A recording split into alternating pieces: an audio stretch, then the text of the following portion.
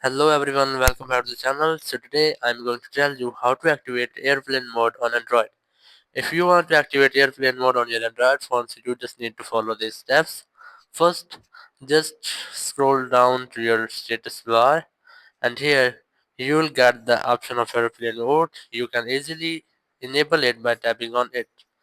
And if you won't get it here, so you just need to open your mobile settings and here just tap on search option and now just search for airplane and here you will get now the settings. Just tap on it and now the settings will appear in front of you. You just have to tap on it and after then you'll successfully enable your Android airplane mode on your Android phone. So that's how you can activate an airplane mode on Android phone. Thank you very much for watching the video. Until next video, bye bye.